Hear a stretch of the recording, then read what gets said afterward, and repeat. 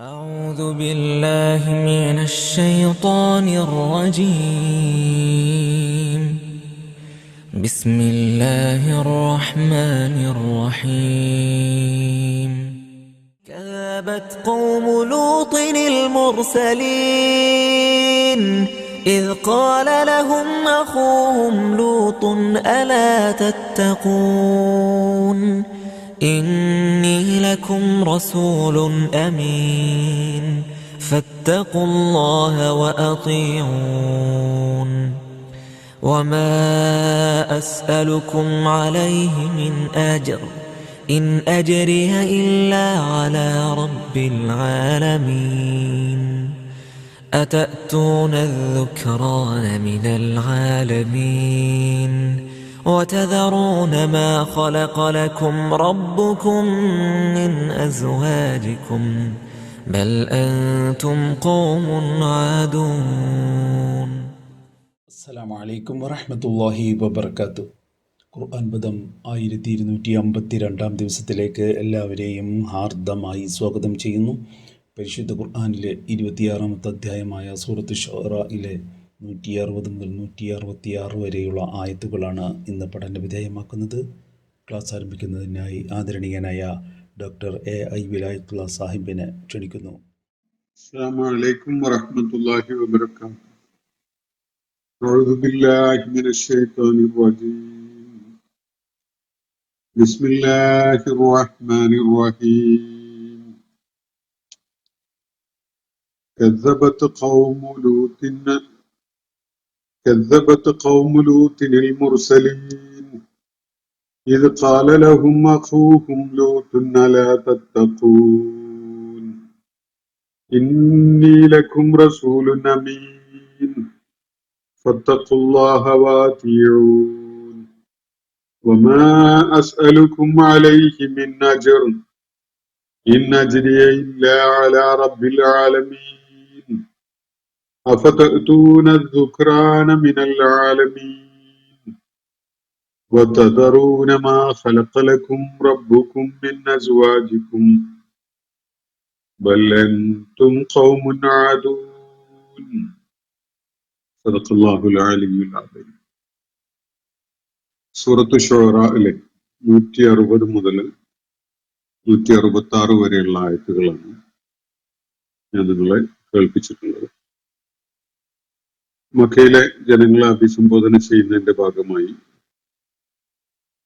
ചരിത്രത്തിന്റെ വിവിധ ഘട്ടങ്ങളിൽ മനുഷ്യ സമൂഹത്തിലേക്ക് കടന്നു വന്ന പ്രവാചകന്മാർ ഏറ്റുവാങ്ങിയ അവരുടെ അനുഭവങ്ങൾ വിവരിക്കുകയായിരുന്നു സൂറത്ത് ശുആറയില് അല്ലാഹു സുബ്ഹാനഹു വ തആല. മൂസ അലൈഹിസ്സലാമിന്റെ അനുഭവം, നൂഹ് അലൈഹിസ്സലാമിന്റെ അനുഭവം, ഇബ്രാഹിം അലൈഹിസ്സലാമിന്റെ അനുഭവം, അതുപോലെ ഹൂദ് അലൈഹിസ്സലാമിന്റെയും സാലിഹ് അലൈഹിസ്സലാമിന്റെയും അനുഭവം. ഇതൊക്കെയാണ് നമ്മൾ ഈ സൂറത്തിൽ ഇതിനകം പിന്നിട്ട ഭാഗത്ത് വായിക്കാൻ നമുക്ക് അവസരം ഉണ്ടായത്. അതിനെ തുടർന്ന് ഇന്ന് നമ്മൾ വായിച്ചു തുടങ്ങിയ ആയത്തുകൾ മുതൽ ഏതാനും ആയത്തുകൾ കൂടി ഉൾപ്പെടെ ലൂത്ത് അലൈഹിസ്സലാമിന്റെ ദൗത്യ നിർവഹണവുമായി ബന്ധപ്പെട്ടുകൊണ്ടുള്ള കാര്യങ്ങളാണ് അള്ളാഹു വിവരിക്കുന്നത്. സമൂദ് സമൂഹത്തിന്റെ അവര് സാലിഹ് അലൈഹിസ്സലാമിനോട് കാണിച്ച ധാർഷ്ട്യവും ധിക്കാരവും കടുത്ത ദൈവനിഷേധവും അവരുടെ ഭൗതിക പ്രമത്തതയുടെ അടിസ്ഥാനത്തില് അവര് പ്രകടിപ്പിച്ചുകൊണ്ടിരുന്ന ജീവിത നിലപാടുകളും ഒക്കെ കാരണമായി അവർക്കെതിരില് വളരെ കടുത്ത നടപടി അള്ളാഹു സ്വീകരിച്ച കാര്യം നമ്മൾ കാണുകയുണ്ടായി.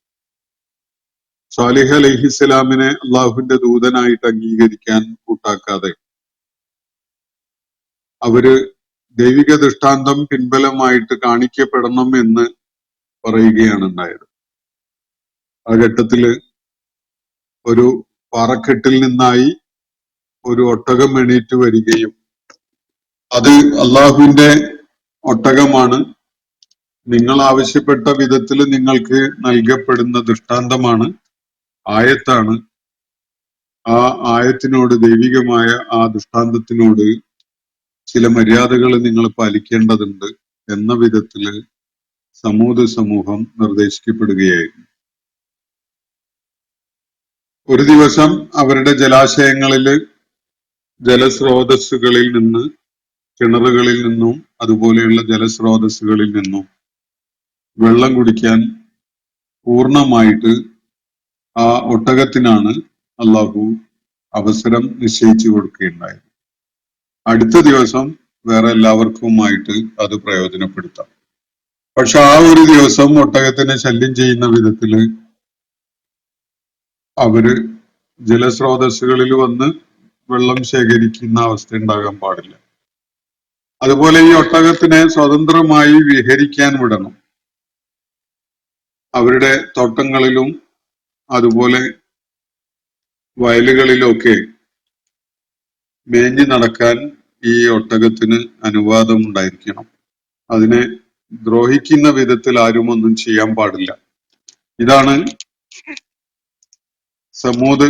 സമൂഹത്തിനോട് നിർദ്ദേശിക്കപ്പെടുകയുണ്ടായത്.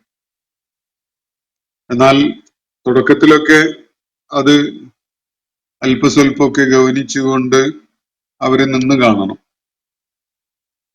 വൈകാതെ തന്നെ അവരുടെ കൂട്ടത്തിൽ ഏറ്റവും ദുഷ്ടരായ ആളുകൾ ഇത് ഞങ്ങൾ കൈകാര്യം ചെയ്തോളാം, ഞങ്ങൾക്ക് വിട്ടു തന്നേക്ക് എന്ന നിലക്ക് ആളുകളോട് പറയുകയും ആളുകള് ആ ഒരു അഭിപ്രായം മുഖവിലക്ക് എടുത്തുകൊണ്ട് ഒട്ടകത്തെ കൈകാര്യം ചെയ്യുന്നത് ഇനി അവര് ഏറ്റെടുത്ത് ചെയ്യുകയാണെങ്കിൽ ചെയ്യട്ടെ എന്ന ഒരു നിലപാട് സ്വീകരിക്കുകയും ചെയ്തു. അത് വിലക്കാൻ അവര് മുതിർന്നില്ല. അങ്ങനെ ആ ദുഷ്ടന്മാരായ താന്തോന്നികളായ ആളുകൾ ആ ഒട്ടകത്തെ കശാപ്പ് ചെയ്ത് കളഞ്ഞു. അതിനെ തുടർന്ന് 3 ദിവസം അവർക്ക് അവരുടെ ഭവനങ്ങളിൽ തിന്നും കുടിച്ചും ആഹ്ലാദിച്ചും കഴിയാം. അതിനെ തുടർന്ന് ദൈവിക നടപടി ഉണ്ടാകും എന്ന വിധത്തില് സ്വാലിഹ് അലൈഹിസ്സലാം അവരെ അറിയിക്കുകയാണ്. 3 ദിവസം പിന്നിട്ട് ഒരു പ്രഭാതത്തില് സൂര്യൻ ഉദിക്കുന്നതിന്റെ മുമ്പായി വളരെ കഠിനമായ ഒരു ദൈവിക ശിക്ഷ അവരെ പിടികൂടുകയാണ്. അതിശക്തമായ പ്രകമ്പനത്തോടുകൂടി ഒരു ഘോര ശബ്ദമുണ്ടാവുകയും അവരെല്ലാവരും തന്നെ മരിച്ചു വീഴുകയും ചെയ്യുന്ന ഒരവസ്ഥയാണ് സംജാതമാവുന്നത്. ഇക്കാര്യം വിവിധ സൂറത്തുകളിലായിട്ട് പല സന്ദർഭങ്ങളിലായിട്ട് ഈ സമൂഹത്തിന്റെ അനുഭവങ്ങൾ വിശുദ്ധ ഖുർആൻ വിവരിക്കുന്നുണ്ട്. ഈ ഭാഗമാണ് നമ്മൾ കഴിഞ്ഞ ദിവസം വിശദമായിട്ട് പഠന വിധേയമാക്കുകയുണ്ടായത്. അതിനെ തുടർന്ന് മറ്റൊരു സമൂഹത്തെ കുറിച്ചാണ് ഇവിടെ പരാമർശിക്കുന്നത്. ലൂത്ത് അലൈഹിസ്സലാമിന്റെ സമൂഹം. ഇന്നത്തെ ജോർഡാന്റെ ഭാഗമായിട്ടുള്ള 2 ഗ്രാമങ്ങൾ ബൈബിളിന്റെ സൂചനകളിൽ നിന്ന് മനസ്സിലാക്കാൻ പറ്റുന്നത് സദൂം, ഗൊമോറ എന്നീ ഗ്രാമങ്ങളായിരുന്നു ലൂത്ത് അലൈഹിസ്സലാമിന്റെ ദൗത്യ നിർവഹണവുമായി ബന്ധപ്പെട്ടുകൊണ്ടുള്ള പശ്ചാത്തലമായ പ്രദേശങ്ങൾ. ഈ പ്രദേശങ്ങളിലുള്ള ആളുകളെ താക്കീത് ചെയ്യുവാനും സത്യമാർഗത്തിലേക്ക് ക്ഷണിക്കുവാനുമായിട്ടാണ് ലൂത്ത് അലൈഹിസ്സലാം നിയോഗിച്ചയക്കപ്പെടുന്നത്. ലൂത്ത് അലൈഹിസ്സലാമിന്റെ ആ സമൂഹം ലൂത്ത് അലൈഹിസ്സലാമിനോട് എങ്ങനെയാണ് പ്രതികരിച്ചത് എന്നത് വിശുദ്ധ ഖുർആനിൽ നമ്മൾ പിന്നിട്ട സൂറത്തുകളിൽ ഒരുപാട് വിശദാംശങ്ങൾ ഇതിനകം നമ്മൾ കാണുകയുണ്ടായിട്ടുണ്ട്. ധാരാളം സൂറത്തുകളിൽ പരാമർശമുള്ള ഒരു ചരിത്ര സംഭവമാണിത്.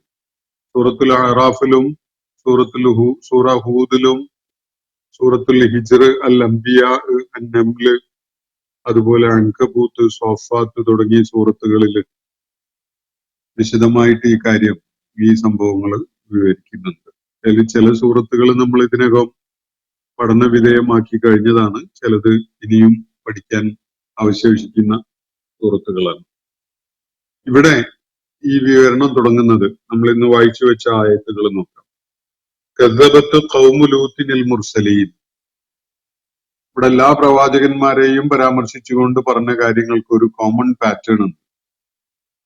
അത് നമ്മൾ പിന്നിട്ട ഭാഗങ്ങള് ഈ സൂറത്തിന്റെ തുടക്കം മുതൽ പിന്നിട്ട ഭാഗങ്ങള് വിലയിരുത്തിയാൽ മനസ്സിലാക്കാൻ സാധിക്കും.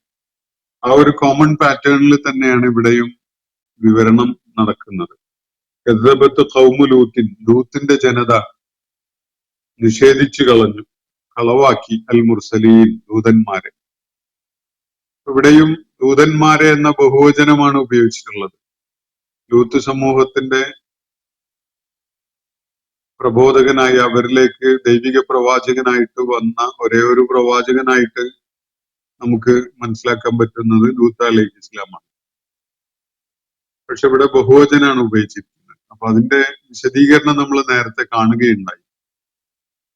ഒരു പ്രവാചകനെ, തങ്ങളിലേക്ക് നിയോഗിക്കപ്പെട്ട ഒരു പ്രവാചകൻ എന്ന് പറഞ്ഞാൽ മുഴുവൻ പ്രവാചകന്മാരുടെയും സന്ദേശം തന്നെയാണ് ആ പ്രവാചകനും കൊണ്ടുവരുന്നത്.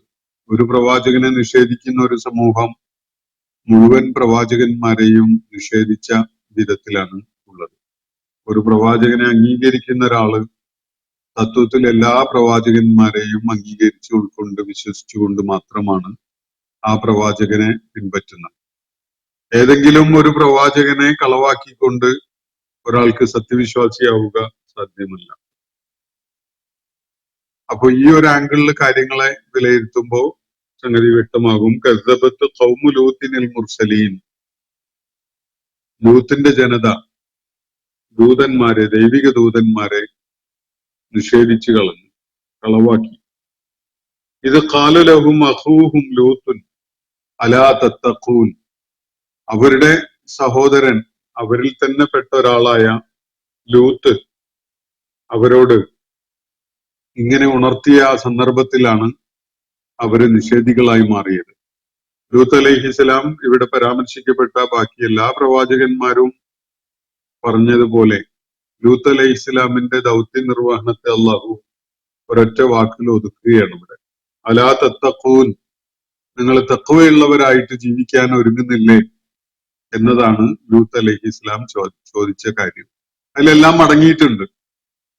സത്യവിശ്വാസം ഉൾക്കൊള്ളുകയും പാരത്രിക ജീവിതം ലക്ഷ്യം വെച്ചുകൊണ്ട് പ്രവർത്തിക്കുകയും ദൈവിക മാർഗദർശനം, പ്രവാചകന്മാരുടെ അധ്യാപനങ്ങളൊക്കെ ഉൾക്കൊണ്ടുകൊണ്ട് ധർമ്മവും അധർമ്മവും ഒക്കെ മനസ്സിലാക്കി സദാചാരവും ദുരാചാരങ്ങളും വേർതിരിച്ച് ഉൾക്കൊണ്ടുകൊണ്ട് ജീവിതത്തെ ചിട്ടപ്പെടുത്താൻ, ദൈവഭക്തിയുടെ അടിസ്ഥാനത്തിൽ ജീവിതത്തെ ചിട്ടപ്പെടുത്താൻ നിങ്ങൾ ഒരുക്കമല്ലേ എന്നതാണ് ലൂത്ത് അലൈഹിസ്സലാം ചോദിച്ചതിന്റെ രത്ന ചുരുക്കം. അലാ തത്തഖൂൻ, ഇതേ കാര്യം തന്നെയാണ് പിന്നിട്ട വിവരണങ്ങളിലുള്ള പ്രവാചകന്മാര് എല്ലാവരും തന്നെ പറഞ്ഞിട്ടുള്ളത്. അവര് മുന്നോട്ട് വെച്ച കാര്യങ്ങളുടെ ആകത്തുകയാണ്, അതിന്റെ അന്തസ്സത്തെയാണ് ഈ പദത്തില്, ഈ പ്രയോഗത്തിൽ അടങ്ങിയിട്ടുള്ളത് എന്നത് കാണാൻ സാധിക്കും.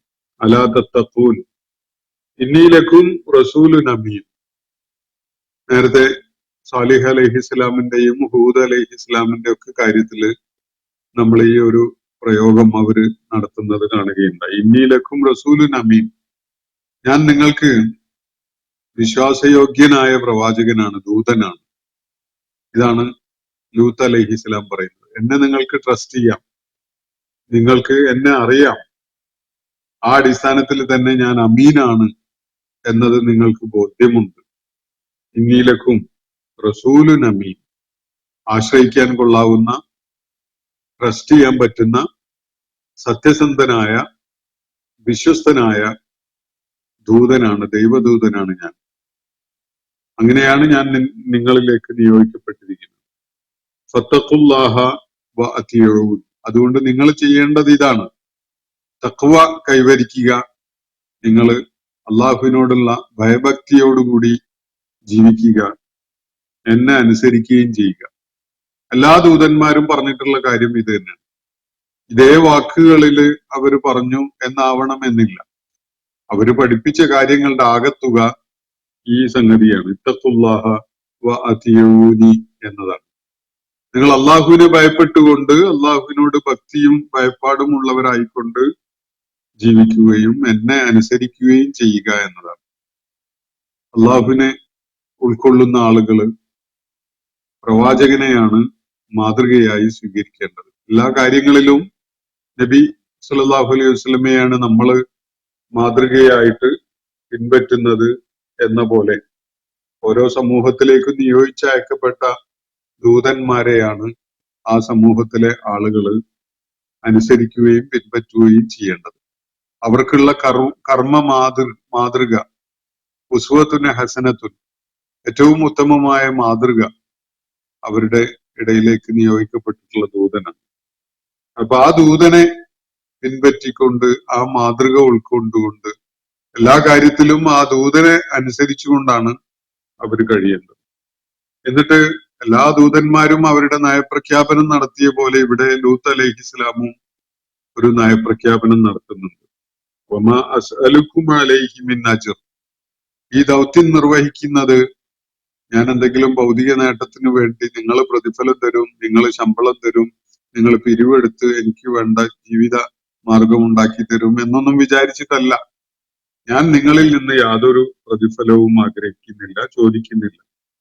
ഇൻ അജ്രിയ ഇല്ലാ അലാ റബ്ബിൽ ആലമീൻ, എനിക്കുള്ള പ്രതിഫലം പ്രപഞ്ചങ്ങളുടെ നാഥന്റെ ഉത്തരവാദിത്വം മാത്രമാണ്. ഞാൻ നിങ്ങളിൽ നിന്ന് യാതൊന്നും ചോദിക്കുന്നില്ല. എന്റെ പ്രതിഫലം, എനിക്കുള്ള അജ്ർ, അത് ഇല്ലാ അലാ റബ്ബിൽ ആലമീൻ, ലോകങ്ങളുടെ രക്ഷിതാവിന്റെ മേൽ മാത്രം ബാധ്യതയായിട്ടുള്ള ഒരു കാര്യമാണ്. എന്ന് പറഞ്ഞാൽ എന്നെ ചുമതലപ്പെടുത്തിയിരിക്കുന്നത് ലോകങ്ങളുടെ തമ്പുരാനാണ്. അവനാണ് എനിക്ക് പ്രതിഫലം തരിക. നിങ്ങൾ എന്തെങ്കിലും തരും എന്നതിനെ ആശ്രയിച്ചുകൊണ്ട് കഴിയേണ്ടവനല്ല ഞാൻ. നിങ്ങൾ തരികയോ തരാതിരിക്കുകയോ ചെയ്യുന്നത് ഈ കാര്യത്തിൽ എനിക്കൊരു വിഷയമേ അല്ല. നിങ്ങളുടെ നിലപാടുകളോ നിങ്ങൾ എടുക്കുന്ന നയങ്ങളോ നിങ്ങൾ സ്വീകരിക്കുന്ന നയനിലപാടുകളോ ഒന്നും തന്നെ എന്റെ ദൗത്യ നിർവഹണത്തെ യാതൊരു നിലക്കും ബാധിക്കുകയില്ല. കാരണം ഞാൻ നിയമിതനായിരിക്കുന്നത് റബ്ബുൽ ആലമീനാലാണ്. റബ്ബുൽ ആലമീനാണ് എന്നെ നിയമിച്ചിരിക്കുന്നത്, നിങ്ങളല്ല എനിക്ക് പ്രതിഫലം തരേണ്ടത്. ഇതാണ് പ്രാഥമികമായിട്ട് ലൂത്ത് അലൈഹിസ്സലാം എല്ലാ പ്രവാചകന്മാരെയും പോലെ തന്റെ സമൂഹത്തെ കേൾപ്പിക്കുകയുണ്ടായ കാര്യം. അലാ തത്തഖൂൻ ഇത്തഖുല്ലാഹ വ അതിയൂൻ എന്നൊക്കെയാണ് പറഞ്ഞിട്ടുള്ളത്. അതുപോലെ വമാ അസ്അലുക്കും മിൻ അലൈഹി മിൻ അജ്ർ ഇൻ അജ്രിയ ഇല്ലാ അലാ റബ്ബിൽ ആലമീൻ. എല്ലാ പ്രവാചകന്മാരുടെയും ദൗത്യ നിർവഹണത്തിന്റെ കേന്ദ്ര ആശയമായിട്ട്, പ്രാഥമികമായ ആശയങ്ങളായിട്ട് ഇതിനെ നമുക്ക് മനസ്സിലാക്കാൻ സാധിക്കും. അതിനെ തുടർന്ന് ലൂത്ത് അലൈഹിസ്സലാം ആ സമൂഹത്തിന്റെ ഏറ്റവും വലിയ അവര് അകപ്പെട്ടിരുന്ന ജീർണതയുടെ ഒരു തലമുണ്ട്. സാംസ്കാരികമായ ധാർമ്മികമായ ജീർണതയുടെ ഒരു മുഖം ആ സമൂഹത്തിന് ഉണ്ടായിരുന്നു. അതിനെ പരാമർശിച്ചുകൊണ്ടാണ് തുടർന്ന് പറയുന്നത്, അതൂന ദുഖ്റാന മിനൽ ആലമീൻ, ലോകരിൽ വെച്ച് നിങ്ങൾ ആണുങ്ങളെയാണോ സമീപിക്കുന്നത്? ഇതാണ് ചോദ്യം. ഇവിടെ അഭിസംബോധന ചെയ്യപ്പെടുന്നത് പുരുഷന്മാരാണ് എന്ന നിലക്കാണ് ഈ പ്രയോഗമൊക്കെ വരുന്നത്. ലോകരിൽ വെച്ച് നിങ്ങൾ കൂട്ടരെ പുരുഷന്മാരെയാണോ നിങ്ങൾ സമീപിക്കുന്നത്? നിങ്ങളുടെ ഇവിടെ സൂചിപ്പിക്കപ്പെടുന്നത് ഇവരുടെ ലൈംഗിക വികാരം ശമിപ്പിക്കാൻ ലോകത്ത് അള്ളാഹു ചെയ്തു വെച്ച സംവിധാനങ്ങളൊക്കെ അവഗണിച്ചുകൊണ്ട് പുരുഷന്മാരെ സമീപിക്കുക എന്നതാണോ നിങ്ങൾ പിന്തുടരുന്നത്?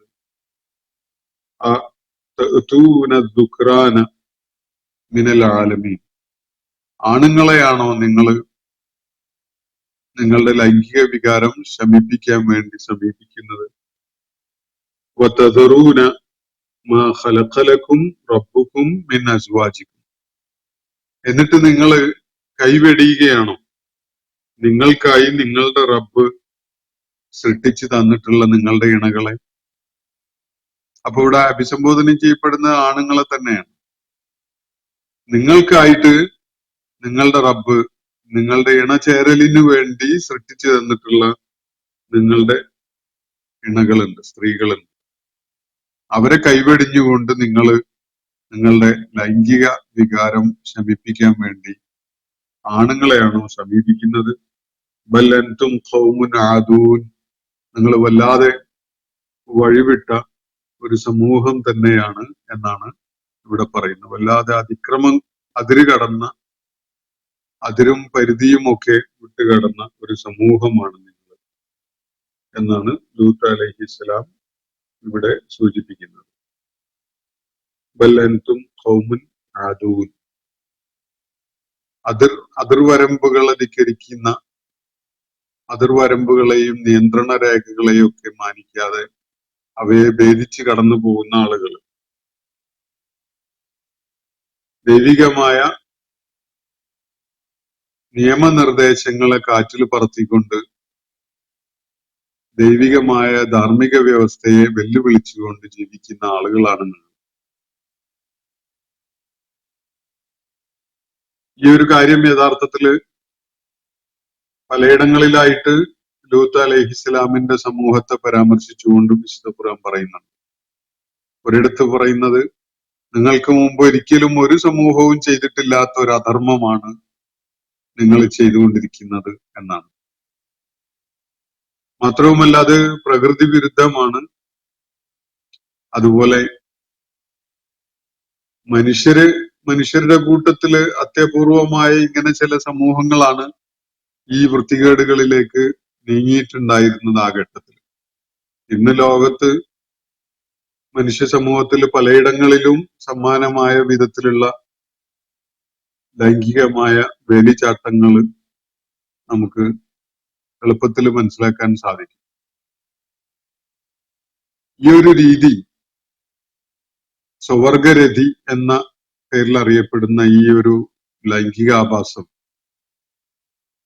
അത് ഇങ്ങനെ അധാർമികതയുടെ പിടിയിൽ അമർന്നിട്ടുള്ള ആളുകളല്ലാതെ വേറെ ആരും ചെയ്യുന്ന കാണാൻ സാധിക്കില്ല. മൃഗങ്ങളിൽ ഇങ്ങനെ ഒരു പ്രവണത ഇല്ല. ജീവജാലങ്ങളിൽ, പക്ഷികളിൽ ഒന്നും തന്നെ ഈ ഒരു പ്രവണത നമുക്ക് കാണാൻ സാധിക്കില്ല. അവരുടെ പ്രകൃതിപരമായ ചോദനയായിട്ട് തന്നെ ആൺവർഗത്തിൽ പെട്ടത് പെൺവർഗത്തിനോട് അടുക്കുന്ന, അവയോട് ചേർന്നുകൊണ്ടുള്ള ലൈംഗിക പ്രവർത്തനങ്ങളിൽ ഏർപ്പെടുന്നതാണ് കാണാൻ സാധിക്കുന്നത്. ഒരിക്കലും തന്നെ ആൺവർഗത്തിൽപ്പെട്ട ഒരു മൃഗം മറ്റൊരു ആൺവർഗത്തിൽപ്പെട്ട മറ്റൊരു മൃഗവുമായി ഇണചേരുന്ന അല്ലെങ്കിൽ ലൈംഗിക ദാഹം തീർക്കുന്നതിന് വേണ്ടിയുള്ള പ്രവർത്തനത്തിൽ ഏർപ്പെടുന്ന ഒരു കാര്യം നമുക്ക് ചരിത്രത്തിൽ തന്നെ എവിടെയും കേട്ടുകേൾവിയുള്ള ഒരു സംഗതിയല്ല. മനുഷ്യ സമൂഹത്തിലും ഈ ഒരു ദുഷ്കൃത്യം, ഈ ഒരു ഫാഹിഷത്ത്, ഈ ഒരു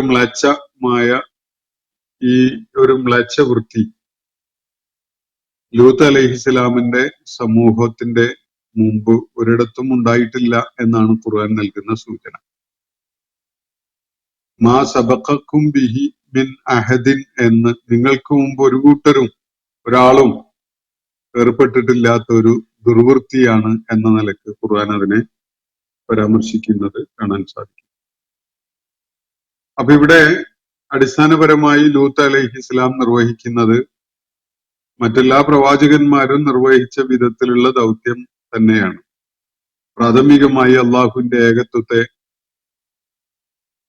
അതുപോലെ പാരത്രിക ജീവിതത്തെ, പ്രവാചകന്മാർ എന്ന ആശയത്തെ ഒക്കെ ഉൾക്കൊള്ളുന്നവരായി മാറാൻ അവരെ പ്രേരിപ്പിക്കുക എന്നതാണ് അടിസ്ഥാനപരമായിട്ട് ചെയ്യുന്നത്.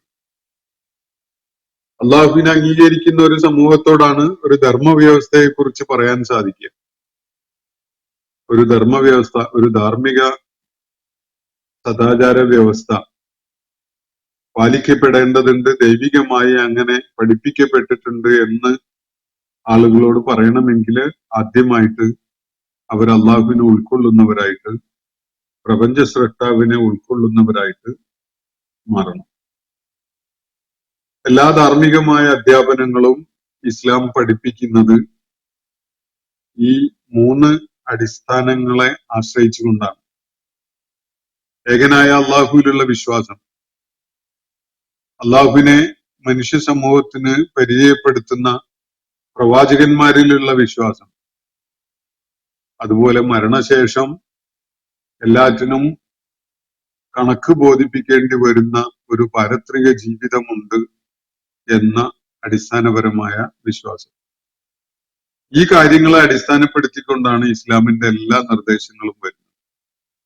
അതുകൊണ്ട് മനുഷ്യജീവിതവുമായി ബന്ധപ്പെട്ടുകൊണ്ടുള്ള ദൈവിക നിർദ്ദേശങ്ങൾ എല്ലാം തന്നെ വിശ്വാസം ഉൾക്കൊള്ളുന്നവരെ സംബന്ധിച്ച് മാത്രമാണ് ബാധകമാവുന്നത്. മദ്യപാനമായാലും പലിശയായാലും വ്യഭിചാരവൃത്തിയായാലും ഇതൊന്നും തന്നെ അള്ളാഹുവിൽ വിശ്വാസമില്ലാത്ത, പാരത്രിക ജീവിതത്തിൽ വിശ്വാസമില്ലാത്ത ആളുകളുടെ മേൽ നടപ്പാക്കപ്പെടുന്ന നിയമനിർദ്ദേശങ്ങളല്ല. അടിസ്ഥാനപരമായി അള്ളാഹുവിനെ ഉൾക്കൊണ്ട്, അള്ളാഹുവിന്റെ ഏകത്വത്തെ ഉൾക്കൊണ്ട് മനുഷ്യര് തങ്ങളുടെ സൃഷ്ടാവായ അള്ളാഹുവിനോട് അക്കൗണ്ടബിലിറ്റി ഉള്ളവരാണ് എന്ന കാര്യം ഉൾക്കൊണ്ട് അംഗീകരിച്ച ആളുകളോടാണ് ഈ സദാചാര മൂല്യങ്ങളും അടിസ്ഥാനപരമായ ജീവിത ധർമ്മങ്ങളും ഒക്കെ ആയിട്ട് ബന്ധപ്പെട്ട കാര്യങ്ങൾ നിർദ്ദേശിക്കപ്പെടുന്നത്. ഇവിടെ ലൂത്ത് അലൈഹിസ്സലാം പ്രബോധന ദൗത്യം നിർവഹിക്കാൻ വേണ്ടി കടന്നു ചെന്ന അദ്ദേഹത്തിന്റെ തന്നെ സമൂഹം, യഥാർത്ഥത്തിൽ ലൂത്ത് അലൈഹിസ്സലാമും ഇബ്രാഹിം അലൈഹിസ്സലാമും വളരെ അടുത്ത രക്തബന്ധമുള്ള ആളുകളാണ്. അവരിരുവരും തന്നെ ഇറാഖ് പ്രദേശത്ത് നിന്നാണ് ഈ ഫലസ്തീൻ ഭൂപ്രദേശത്തേക്ക്, അതിന്റെ പരിസരങ്ങളിലേക്കൊക്കെ എത്തുന്നത്. അവര് ഇറാഖിൽ നിന്ന് പലായനം ചെയ്തിട്ടാണ് ഇങ്ങോട്ട് എത്തുന്നത്. അതിനിടക്കാണ് ലൂത്ത് അലൈഹിസ്സലാമിന് ഒരു പ്രത്യേകമായ ചുമതല ഏൽപ്പിച്ചുകൊണ്ട് അല്ലാഹു ഇവിടെ പരാമർശിക്കപ്പെട്ട ആ സമൂഹത്തിലേക്ക് നിയോഗിച്ചയക്കുന്നത്. ആ സമൂഹത്തിന്റെ ഏറ്റവും വലിയ അധാർമികത, അവരെ പിടികൂടിയിരുന്ന ഏറ്റവും വലിയ അധാർമികത സ്വവർഗ രതി ആയിരുന്നു. എന്ത് കാരണത്താലായാലും അത് നിർലജ്ജം പ്രാക്ടീസ് ചെയ്യുന്ന ഒരു സമൂഹമായിട്ട് അവർ മാറിയിട്ടുണ്ടായിരുന്നു. ഒരു ദൈവിക നടപടി അനിവാര്യമാക്കുന്ന വിധത്തില് അത് വ്യാപകമാവുകയും വളരെ നിർലജ്ജമായിട്ട് അത്തരം സംഗതികളിൽ ഏർപ്പെടുന്നത് ഒരു ശീലമാവുകയും ഒരു സംസ്കാരമാവുകയും ഒക്കെ ആയി മാറിയിട്ടുണ്ടായിരുന്നു. ഈ കാലഘട്ടത്തില് നമുക്ക് പടിഞ്ഞാറൻ നാടുകളിലും നമ്മുടെ നാടുകളിൽ പോലും ഇത്തരം പ്രവണതകള്, നിർലജ്ജമായിട്ട് അത്തരം സംഗതികളിൽ ആളുകൾ ഏർപ്പെടുന്ന ഒരു സംസ്കാരം വേരോട്ടം നേടിക്കൊണ്ടിരിക്കുന്നത് നമുക്ക് കാണാൻ സാധിക്കുന്നു. വളരെ കടുത്ത ദൈവിക ശിക്ഷ ക്ഷണിച്ചു വരുത്തുന്ന വിധത്തിലുള്ള ധാർമ്മികതയെയും സദാചാര ബോധത്തെയും വെല്ലുവിളിക്കുന്ന കാര്യങ്ങളാണിവ എന്നതിൽ യാതൊരു സംശയവുമില്ല. ലൂത്ത് അലൈഹിസ്സലാമിന്റെ സമൂഹത്തിന്റെ ആ ദുഷ്ചെയ്തികളുമായി ബന്ധപ്പെട്ടുകൊണ്ടുള്ള ഒരുപാട് വിശദാംശങ്ങള് നമ്മൾ പിന്നിട്ട ആയത്തുകളിൽ, സൂറത്തുകളിലൊക്കെ കാണുകയുണ്ടായിട്ടുണ്ട്. ലൂത്ത് അലൈഹിസ്സലാമിന്റെ നാട്ടിലേക്ക് 2 മലക്കുകളെ അള്ളാഹു വളരെ ആകാരഭംഗിയുള്ള, സൗകുമാര്യമുള്ള 2 ചെറുപ്പക്കാരായ ആളുകളെ പറഞ്ഞയച്ച സംഭവം, അവരെ ഈ സ്വവർഗരതിയുടെ താല്പര്യവുമായിട്ട് ഈ ആളുകൾ അവരുടെ പുറകെ കൂടി അവരെ ദ്രോഹിക്കാൻ വേണ്ടി മെനക്കെടുകയും മുതിരുകയും ഒക്കെ ചെയ്ത സംഭവങ്ങളും അതിനെ തുടർന്ന് അവർക്കെതിരിൽ ദൈവിക നടപടി ഉണ്ടായതുമൊക്കെ നമ്മൾ നേരത്തെ പിന്നിട്ട സൂറത്തുകളിൽ പലയിടത്തും കാണുകയുണ്ടായിട്ടുണ്ട്. അവരുടെ നിർലജ്ജതയുടെ ചില അടയാളപ്പെടുത്തലായിട്ട് വിശുദ്ധ ഖുർആൻ ചിലയിടങ്ങളിൽ പരാമർശിക്കുന്നത് കാണാം.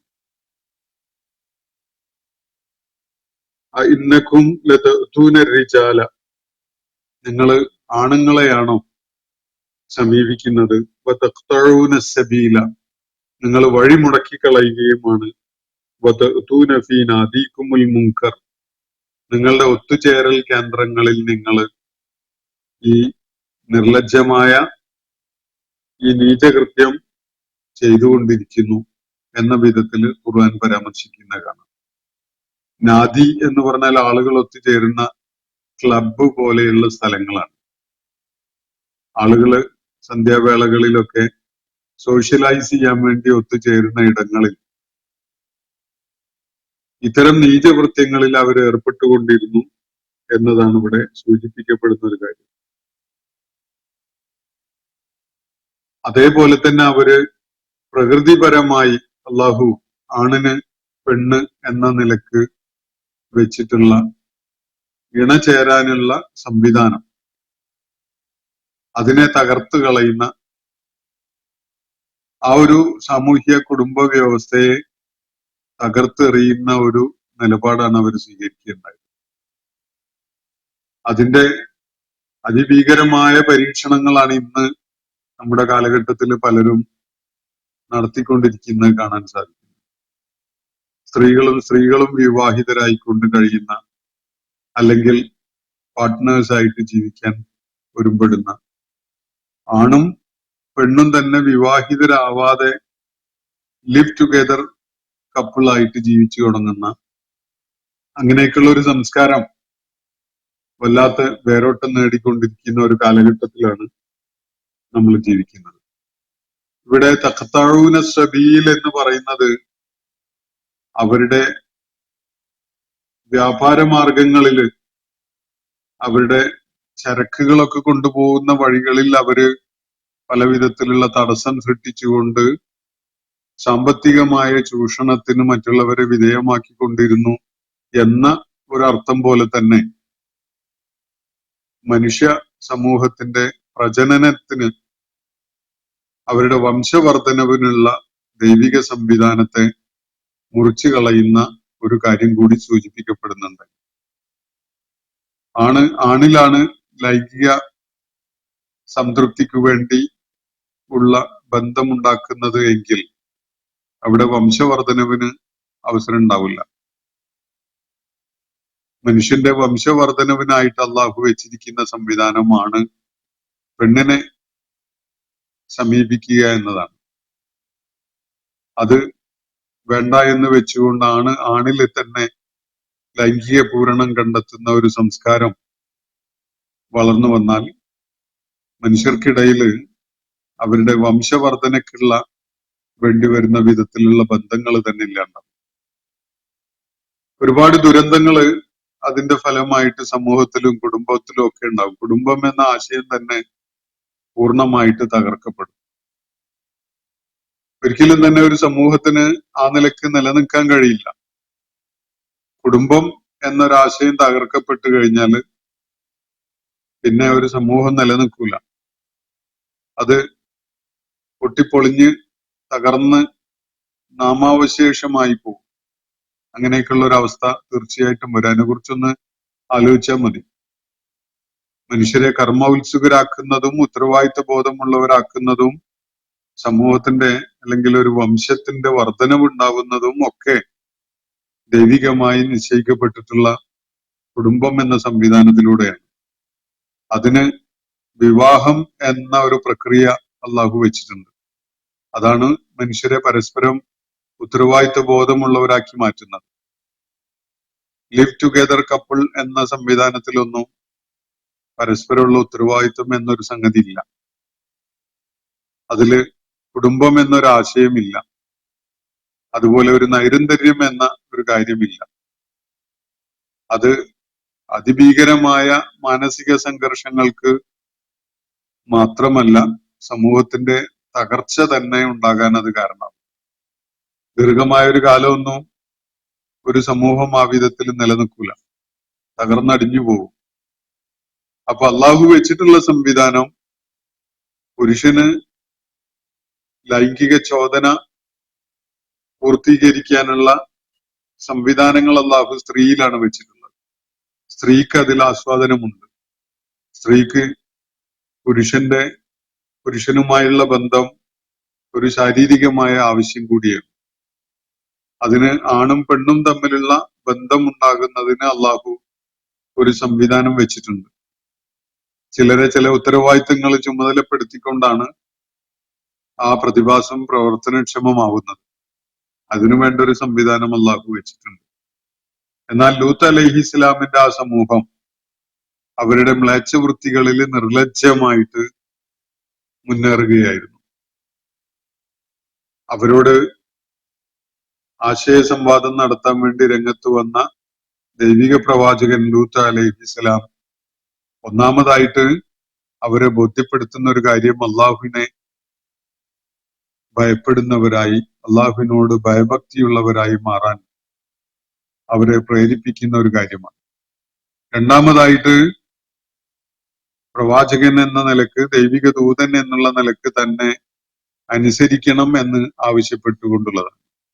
മൂന്നാമതാണ് അവരോട് ഈ മ്ലേച്ഛവൃത്തികൾ അവസാനിപ്പിച്ചുകൊണ്ട് ധാർമ്മികമായ ജീവിതത്തിലേക്ക് കടന്നു വരാൻ വേണ്ടി ആവശ്യപ്പെടുന്ന ഒരു കാര്യം പറയുന്നത്.